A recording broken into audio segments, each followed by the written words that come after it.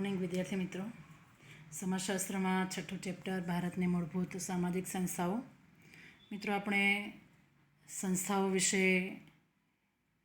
અગાઉ પણ માહિતી મેળવી કે સંસ્થાઓમાં બીજા પણ બે પ્રકાર છે. સામાજિક સંસ્થાની સાથે જે યંત્ર દ્વારા વસ્તુનું ઉત્પાદન કરતી સંસ્થાઓ, ઔદ્યોગિક સંસ્થાઓ છે. એ ઉપરાંત માનવ દ્વારા સેવા પ્રદાન કરતી સંસ્થાઓ પણ છે. શૈક્ષણિક સંસ્થા, બેંક, ન્યાયાલય.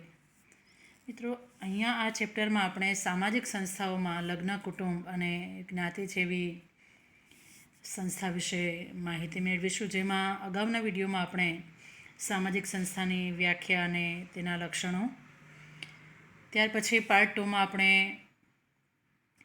કુટુંબ સંસ્થા એટલે કે કુટુંબની વ્યાખ્યા અને તેના લક્ષણોની ચર્ચા કરી.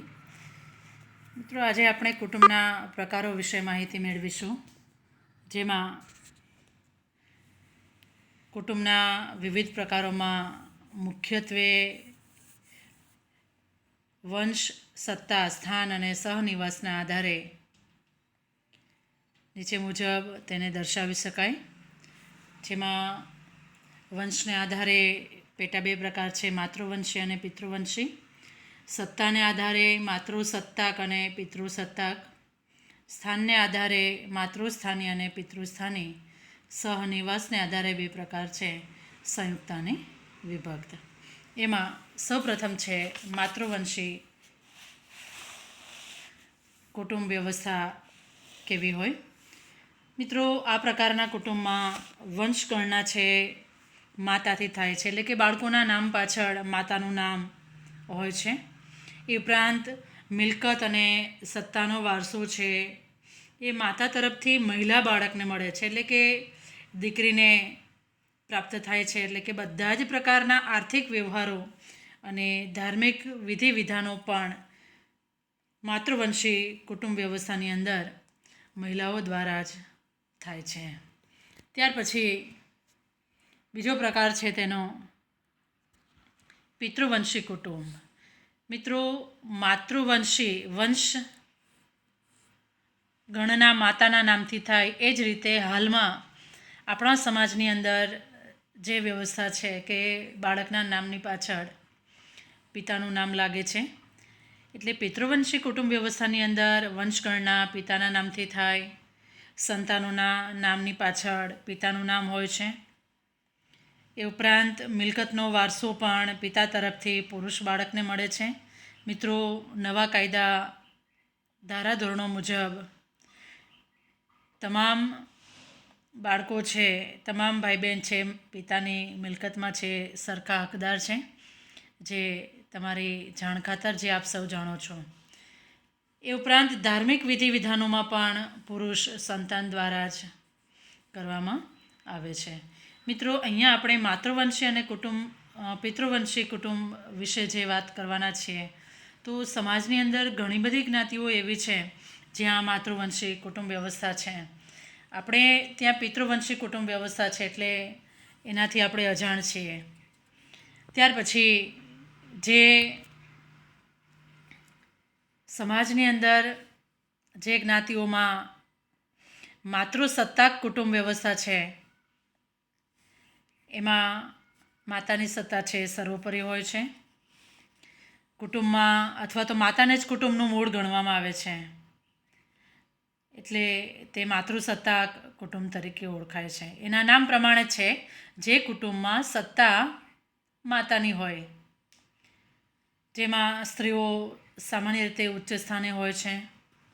સમાજ જીવનની આપણે વાત કરીએ તો આર્થિક બાબતો છે, આર્થિક જવાબદારી છે, લેવડ દેવડ છે, ધાર્મિક બાબતોમાં પણ અને રાજકીય તેમજ સામાજિક ક્ષેત્રે પણ સ્ત્રીઓનું પ્રભુત્વ છે વિશેષ હોય છે. મિત્રો, માતૃસત્તાક કુટુંબ મહદઅંશે માતૃવંશી અને માતૃસ્થાની હોય છે. એટલે જ્યાં વંશની ગણના પણ માતાના નામથી થાય અને સ્થાની એટલે લગ્ન બાદ પુરુષ છે એટલે કે પતિ છે તે પત્નીને પિયર રહેવા માટે આવે છે, એટલે માતૃસ્થાની કહેવાય. સ્થાન બદલે છે. આવા કુટુંબની અંદર સંતાનોની વંશગણના માતાના નામે થાય, વારસો સ્ત્રી સંતાનને પ્રાપ્ત થાય. ઉપરાંત લગ્ન પછી યુવતી પોતાના માતાના ઘેર રહે છે. એટલે કે આપણા સમાજમાં હાલમાં જે રિવાજ છે કે દીકરી છે પરણીને પતિના ઘેર રહેવા માટે જાય, પરંતુ અહીંયા માતૃસત્તા કુટુંબ વ્યવસ્થાની અંદર દીકરી છે એ પરણ્યા પછી માતાની સાથે જ રહે છે. એટલે કે પતિને પત્નીના ઘરે રહેવા માટે આવવું પડે છે. ભારતના કેટલાક આદિમ જાતિ સમાજમાં ખાસ કરીને ખાસી, ગારો એ બંને આસામની જે માતૃસત્તા કુટુંબ વ્યવસ્થા ધરાવતી આ આદિમ જાતિઓ છે. ઉપરાંત દક્ષિણ ભારતની અંદર નાયરો નામની જે જ્ઞાતિ છે ત્યાં પણ માતૃસત્તાક કુટુંબ વ્યવસ્થા જોવા મળે છે. ત્યાર પછી ચોથો પ્રકાર છે પિતૃસત્તાક કુટુંબ. મિત્રો, જેમ માતાની સત્તા છે સર્વોપરી, કુટુંબનું મૂળ છે, સમાજમાં ઉચ્ચ સ્થાને હોય છે, એ જ રીતે પિતૃસત્તાક કુટુંબની અંદર પુરુષોની સત્તા, તેમનું સ્થાન, દરજ્જો ઉચ્ચ ગણાય છે અને પરિણામે આર્થિક, ધાર્મિક, રાજકીય કે સામાજિક ક્ષેત્રે પણ પુરુષોનું પ્રભુત્વ છે વધારે જોવા મળે છે. મિત્રો, અહીંયા પિતૃસત્તા કુટુંબ વ્યવસ્થાની અંદર પણ મહદઅંશે મોટે ભાગે પિતૃવંશી અને પિતૃસ્થાની હોય છે. એટલે કે વંશગણના છે પિતાના નામથી થાય છે અને લગ્ન પછી પણ પત્ની છે પતિના ઘેર રહેવા માટે આવે છે. વારસો પણ પિતા તરફથી પુત્ર સંતાનને મળે છે.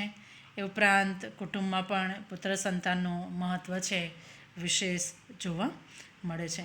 મિત્રો, અહીંયા એક અપવાદ છે. જો પુત્ર સંતાન ન હોય તો તેવા સંજોગોમાં પિતૃસત્તાક કુટુંબની અંદર નજીકના કોઈ રિલેટિવ હોય, રક્ત સંબંધી હોય, એ સંતાનને એડોપ્ટ કરી એટલે કે દત્તક લઈ અને વારસો છે એમને સોંપવામાં આવે છે. મિત્રો, પિતૃસત્તાક કુટુંબમાં સમાજ જીવનના તમામ ક્ષેત્રે પુરુષોનો વિશેષ અધિકાર ભોગવે છે અને પરિણામે મહિલાઓને અન્યાય અને શોષણના ભોગ છે ઘણીવાર બનવું પડતું હોય છે. ત્યાર પછી એનો પાંચમો પ્રકાર છે માતૃસ્થાનીય કુટુંબ. અહીંયા સ્થાનફેર થાય છે. માતૃસ્થાનીય કુટુંબમાં મહિલા, બાળક એટલે કે દીકરી છે માતાનો વારસદાર ગણાય અને લગ્ન પછી પણ માતાની સાથે જ માતાના કુટુંબમાં જ દીકરી છે રહે છે અને પતિને તેની પત્નીના કુટુંબમાં આવીને રહેવું પડતું હોય છે. મિત્રો, કુટુંબમાં તમામ નિર્ણયોમાં સ્ત્રીઓને વધારે પ્રાધાન્ય આપવામાં આવે છે. ત્યાર પછીના જે પ્રકારો છે પિતૃસ્થાનીય, સંયુક્ત અને વિભક્ત કુટુંબ, જેની ચર્ચા છે હવે પછીના વિડીયોમાં આપણે કરીશું.